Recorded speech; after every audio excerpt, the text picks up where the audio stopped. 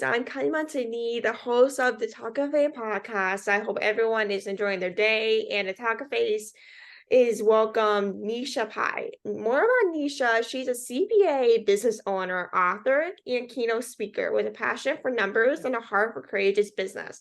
She guides women into their power personally and professionally. Though her own lived experiences and resources how that she helped many women and a couple of few men, to be honest with you, but rediscover their passion to face the pivotal changes necessary to live their dreams. And she opened her accounting firm, CPA, Pai CPA. and made it her mission to empower women through hiring. Due to its fully remote office structure, she was able to give employment opportunities to mostly stay-at-home moms, which is so amazing. And she has great pride in owning a business that supports women and empowers business owners in their finances. And fully in in her book, Overcoming Ordinary Obstacles, which won the multiple non-fiction category at the American Book Fest that same year. And she is kind of empowered by her own story and has inspired the stories of others. And Nesha has continued to expand her enterprise and reach, leading to where she is today is the host of the Piece of the Pie. And she's an impactful leader and keynote speaker who guides others to step into their power, reign, trust the process, and live their life with their dreams. We're going to be diving into so many things like during today's episode, like rediscovering your passion. Welcome to the podcast, Nesha. I'm so excited to have you on today. I know that was a little kind of like a longer, intro, but I'm super happy. Thank you for that amazing intro and for having me on your amazing podcast, Kylie. I'm excited to be here. Me too. I'm super excited to have you on. It is so nice to meet you as well. But when you started like your business, like were there like any kind of struggles in hiring people? Of course, when you start a new business, there are always struggles in finding people and also growing the business as well. That is such a great question. And I am 12 years into owning my business and still struggling with hiring, Kylie. I think that even then, because I was looking for stay-at-home moms, I had to go into places that stay-at-home moms would be, right? I would go into Facebook groups that had moms. I would ask all my mom friends, like, do you know anybody that's a bookkeeper and that can work from home? And, even today, a lot of people are leaving the accounting profession. Mm-hmm. And, after the pandemic, people are leaving the workforce, right? You're seeing people leave. And it has been a struggle. It's a challenge to find not only good people, but stay-at-home moms that are able to do both taking care of their family and wanting to have a job on the side. Mm-hmm. Yeah.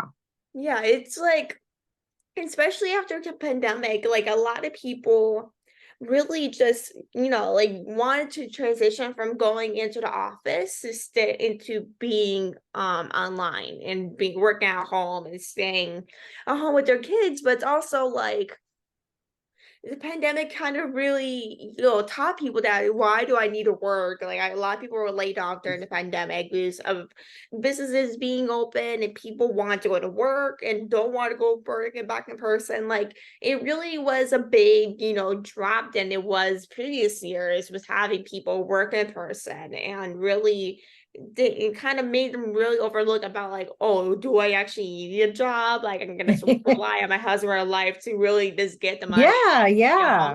24/7.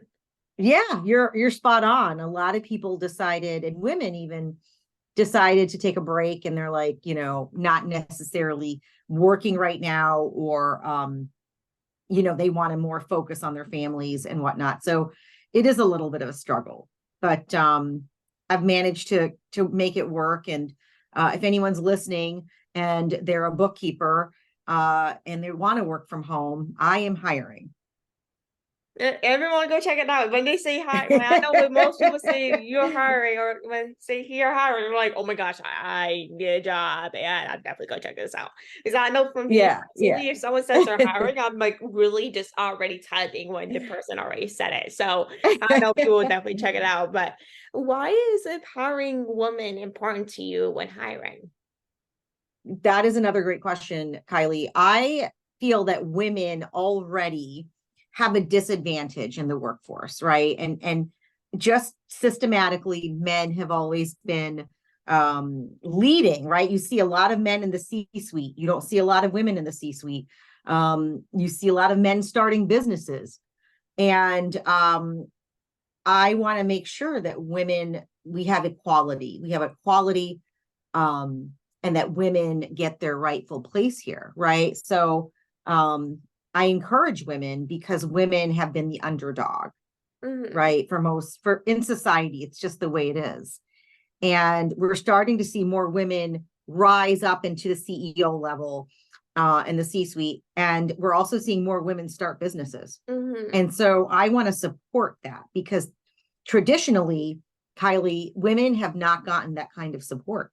100%. Because like when you Yeah. see, for example, the Barbie movie, I don't know if you've seen it, but it came out I earlier. love the Barbie movie. It's Yes. amazing. It's the movie's awesome. I've seen it twice and it never gets any boring than it is. But well, I'm not saying it's boring. That's not what I meant, but it's like it's not boring.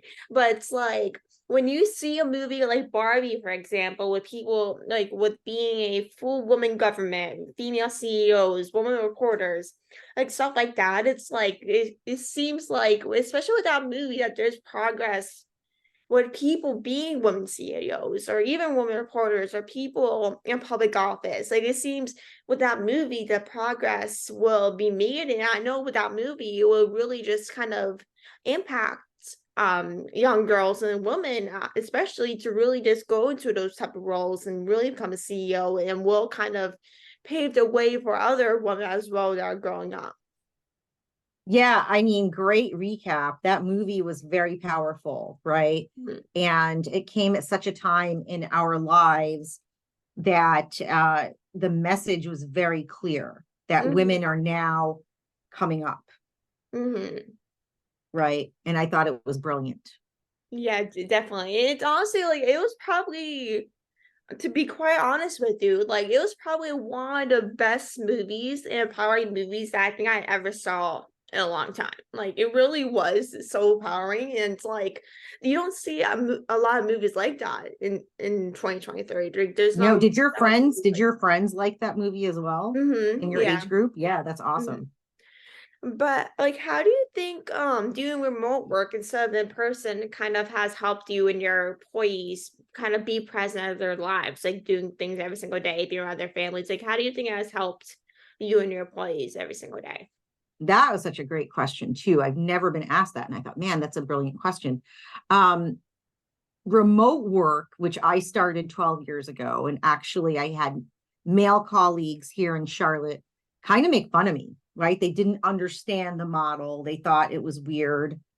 And I think the pandemic really changed all of that, right? 100%. And even when I started it 12 years ago, um, what it allowed women to do is have dedicated work time that Mm-hmm. they could walk across the hallway to their computer and they could still be there, do their work, log off, and be there for their kids when they got off the bus, right? Or go pick them up from school and come home. And then after the kids were in bed, can come back across the hallway, back to their computer, log on, and continue working. So Mm-hmm. I think that because women are we're automatically multitasking. We're born that way. Mm-hmm. And women do it well.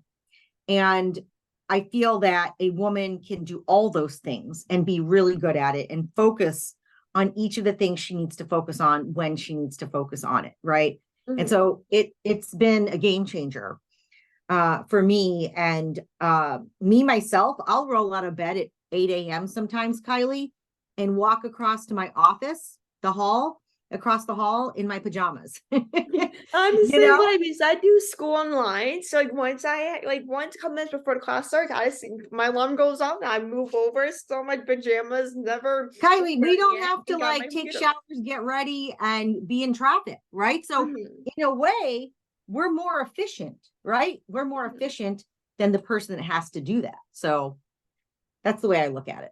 Yeah, because I don't know why, but with doing work online, whether it's like the podcast or my organization or homework or doing something for my job, it's honestly just refreshing when you just feel like, oh, I think I need a break from this assignment, or I think I need a break from this thing I'm working on for work. Like I can use the assignment I'm doing in class and like that to do, let's just say next week and get it done and do my multitasking. Because knowing me, I'm always last minute. So I was like, might as well do something, that and get ahead of myself and don't have to worry. But then that's the key of multitasking is that like whenever you don't want to do work at the moment, I just go downstairs and do whatever I need to do. It's like it's much easier to kind of turn the lights off and on your computer and really just focus on different things, especially if we're doing work online. It's much easier to kind of, I'll say, just get distracted is also a big key to kind of work online is that you just get distracted so easily. I don't know if other people get that as well, but I get that so many times. I can literally just, there's so many times I've get like distracted on things, but it's also rewarding being able to just work online and do things online when you can Right. Especially if you can focus. get yourself to be disciplined, right? I mean, I Mhm. think we all get distracted at points, but then when you know you're getting distracted, you take a break, right? And you walk away, and then you come back and you're like, okay, I can focus now. That's the Mhm. beauty. It Yeah. really is. And like, what are some ways like you kind of manage to keep track of your remote team? Another great question. I just think all your questions are stellar here. We have software, right? We have meetings monthly, or sorry, weekly on Zoom. We have a software that is a workflow software, so it keeps track of everybody's tasks, and what everybody's doing. And I can look into the software and see what everybody's working on. We have time sheets where people have to put in their time, and then having the weekly meetings keeps us connected, right? So we're Mhm. checking in every week. And I think that's a big thing that a Mhm. lot of big companies miss is they don't do a good job of checking in with the team on a weekly basis, right? Mhm. Or Yeah. um, they don't have the right software to keep everybody connected, right? So we even have like an internal way of um, direct messaging each other throughout the day. And so we're constantly communicating. Definitely. It's Yeah. like that's the key Yeah. about like running an online business is that like and what people mostly remote is that like the most important thing, I'm sure for you as well, is really just staying connected with other people. Whether it's like your work is hybrid, like you sometimes go work in person at some points, and then sometimes you work online and doing some things online. Like I kind of do my job is I sometimes go in person and I do stuff online, which is also amazing. Kind of do things kind of on my time, but also going into work at some points. But it's like when you have that like time management, having people check up and really just be like, "Hey, what have you done this week? Like, didn't do anything?" Like, which sometimes makes me not put on the spot a little bit if I've never done anything. Like, of course, but Yeah. it's also rewarding to kind of be able to really just like be able to stay connected with your team is also one of the most important things I know for me is that if you stay connected to your team, like who knows if you're actually doing the work 24/7, like for this company? Well, and the thing is that's important, Kylie, is not if they're stuck to their desk 24/7. It is, are you getting the results that you need, right? Mm, So if they're good at their job, they're efficient. I don't care if they spend an hour doing their work or they spend 5 hours. It's like, are you doing the work on time? Are you getting the results that you need? mhm, And too many bosses and employers are stuck on, are you at your desk from 9 to 5? That's not what it should be. It should be, are you getting the work done in the time that you're supposed to get it done? That's it. Oh, absolutely. Like, Yeah. it's like no matter of like who. So like I know with some jobs, like not a lot of jobs do 9 to 5. Because I'm like some people are can be like, okay, well, you need to say your that's 9 to 5. If you got this project done, you need to work on these things that Right. may Right. or may not be assigned. And sometimes Right. when you get those like that project done, it's a matter of okay, what can I do to change it, or what can I do to make it better? Like it all depends on the project, but it's all sometimes can be the certain job that can really just I don't know how to describe it, but it's like it would kind of pressure you to stay at your desk all day, even though you might get those projects finished. Or it can be so long, like sitting at your desk so long that you're just ready to punch a wall. Like it can be Right. distracting and painful at points. They sing at your desk Right. for so many hours a day. Yeah. I mean, you're right. You're absolutely right. But like how can we overcome ordinary obstacles to be extraordinary? Like I honestly don't know why I started with that word, but extraordinary. Extraordinary. It's it's a Um, tricky word. And that is the title of my book. So thank you for bringing that up. And my book is about my journey as a first generation Indian woman born and raised in the South, and sort of the struggles that I went through. And I talk about so many ordinary obstacles that we go through as humans. Getting fired at a job, getting divorced, having a baby, starting a business, finding our spiritual path, and the different things that we go through as humans.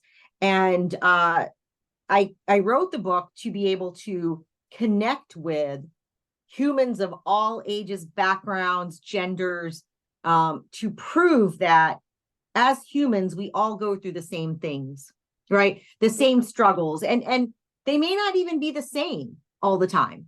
But I didn't go through anything crazy extraordinary, right? I didn't have something like a terminal illness or have to deal with something super tragic. The things that I have faced have been ordinary, meaning anybody and most people go through a lot of what I went through. mhm. And so a lot of it comes with believing in yourself, resilience, being resilient, and really going for your dreams, no Mhm. matter what comes your way, right? Like a lot of people give up, Kylie, and the biggest message in what I have to say is never, no matter what, give up on yourself. Oh, Never, 100%. right?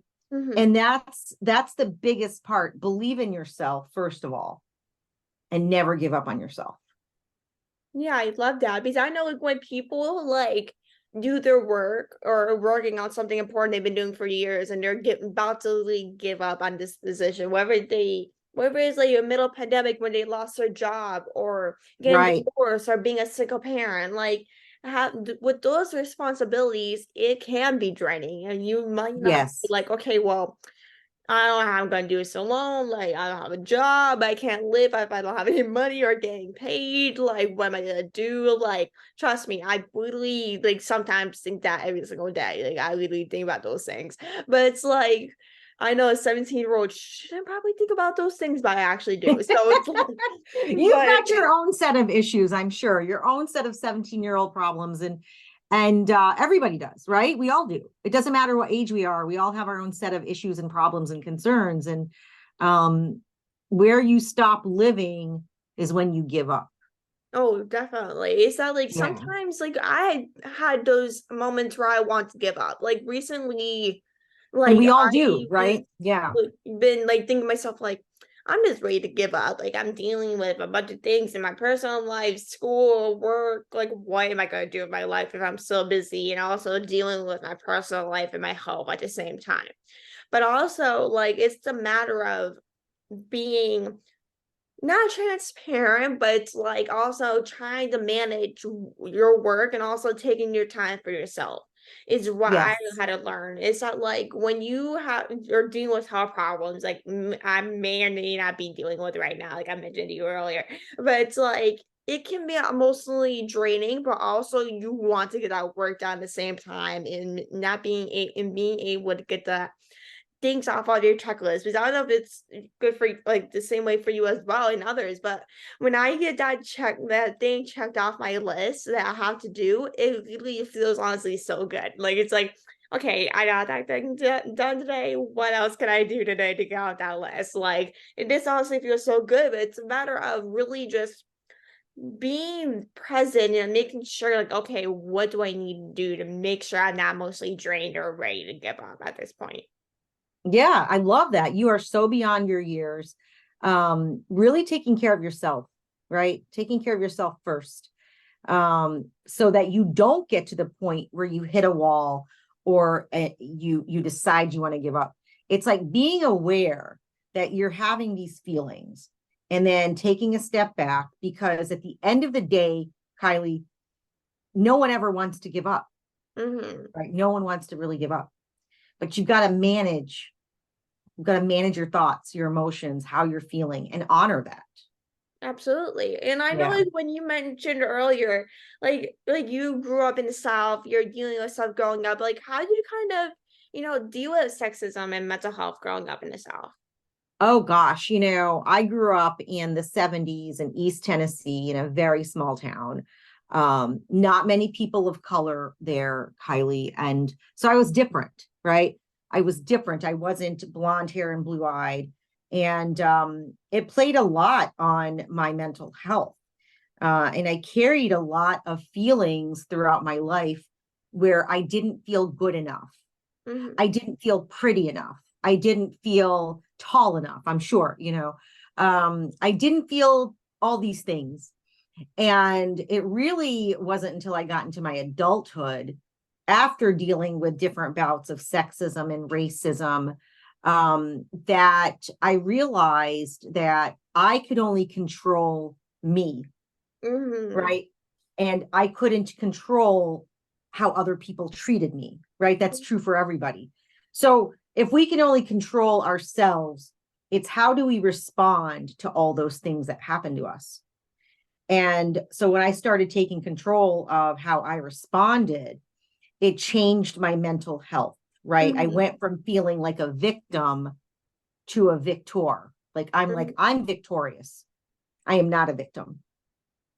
I And seriously that's like love what you said because of course like when you get bullied from like especially in the South, like I know that people can be, serious in terms of what they look like and what kind of or what they are. Like it can be honestly very, hard to be able to hear those people judge you for what you are and what you look like. But it's like you're not gonna be able to control what you're like or well you control like how you are, but it's like yes. you can't control what you were born into and what you look like. Because that's like you're Yes. born to that. Like it's of course of being like you just sometimes I know that a lot of people including me like we're self-conscious about how they look, yeah, but also like you need to find a way to be able to love yourself, but also not being um upset when people judge you, even though they probably have nothing better to do in their lives. But also that's something I'm still working on as 17-year-old. I'm not perfect, even though I might be doing, a bunch of workload in my life at 17 years old, but it's like it's something that I'm dealing with at 17 years old, but I'm not gonna be afraid to really just speak out about it. Be like, okay, well, people are bullying me because I am doing a podcast, for example. Like, who knows? They can be Yeah. people Yeah. bullying you for many things. But I it's think like that's it can be amazing. very hard to really just deal with so many things like bullying and just really just feel yourself, especially. Yeah. And I know bullying's gotten worse in this next generation. And, you know, Kylie, like what's important is that we understand that when a bully is a bully, it's a reflection of what's going on inside of them, right? It's a reflection, like hurt people hurt people. And I Hmm. don't know if you've heard that term, Hmm. but when someone is hurt, they will hurt other people. Hmm. And so you almost have to come at it from a point of compassion and feeling sorry for them, but also having a boundary and saying, you're not going to hurt me Hmm. and you're not going to bully. But kudos to you, because I know it's not easy, and it's not easy being in your generation in today's age with social media and all the different things that you're exposed to. Oh, 100%. But also, like, before we head up, I know we're running out of time a little bit, but Yeah. in overcoming ordinary obstacles, boldly claiming the facets of an extraordinary life, you discover how faith, forgiveness, and resilience and an impeccable sense of style can turn obstacles into opportunities, from overcoming racism and sexism to creating your own identity and building a business. With being the first generation American is a prime example of creating the life you want. But how did like your style, like your kind of like how did your style turn you want to go through an opportunity? So great question also. I love fashion, but beyond fashion, the external, I realize that we all have our own sense of style. And that is not only how we dress, but our personality, who we want to be in this Mhm. world. How do we want to show up in this world? And so I started loving who I was. I love that I'm brown, I'm short. All the things that I hated about myself, Mhm. I ended up turning around and loving. And in that, created opportunities from that and started looking at who I was as a positive, right? It's a differentiator. See, we focus on wanting to look like everybody else or be like everybody else, but we need to find what makes us unique. Mhm. And once you do that, opportunities, you'll see opportunities. Yeah, for sure. Because like, especially if you're self-conscious about yourself, like especially if let's for say like you were short and you wish you were tall. Like I'm literally the shortest person ever, and I wish I was tall. Like You I might not be swear. shorter than me. But it's like even with coming from people that are short in my family, like it's nothing bad about being short, because some people that are tall wish they can be short. It's like it's not a bad thing to be short, because it might be, self-conscious about being short, but it's also not a bad thing to be short, because this being short is honestly unique, because not a lot because sometimes tall people want to be short, They but not do. it's Now, it all Kylie, depends. I am not athletic. The only athletic thing I ever did was play basketball in the fourth grade. And I got benched during the finals. It was the one time my parents came to watch, and I got benched the whole game because I'm short. And it was something that defined me for a long time, right? But those are the moments, I think, as kids, that we define ourselves. Yet that was the problem of the coach, not me, right? Mhm. The coach made that mistake. It wasn't a reflection on me. Yeah, it's nothing on you. Like nothing about being short is not your fault. Like it's like Right. if you're playing a sport like basketball, and mostly people in basketball are tall. Like it's really like Yeah. mostly people are tall in basketball. It doesn't make you, even if you're short and playing basketball, it doesn't mean that you are a bad player just because you're short. It doesn't mean anything. Right. As long as you're playing and trying, that's the most Right. important thing. Yeah. But I want to thank you so much for coming on the podcast. Again, thank you Thank everyone for you. seriously listening. This was so fun to be able to film this episode. I've been looking forward to film this episode for a while, so I'm super excited. Yeah, being able to film this episode. I hope everyone enjoyed this episode, and maybe we'll do a part two soon. Who knows? But I loved chatting with you, and I really appreciate you taking the time, and everything you're doing is seriously awesome. Well, I appreciate you taking a chance on me. I'm like, I need to have you on my podcast because you're just amazing. You'd be the youngest genius I would have on my podcast. And I just appreciate you so much, and just really having the courage to speak to me, a stranger, and with your hospitality and your graciousness. So thank you. Of course. I would definitely love to be on your podcast, by the way. So we have to set that up there for sure. But I love to be on it. And thank you everyone for listening. And thank you so much for taking the time. I really appreciate it. And I hope you have a great rest of your day. Thank you. You too. Of course. Talk to you soon. Talk to you guys soon. Bye.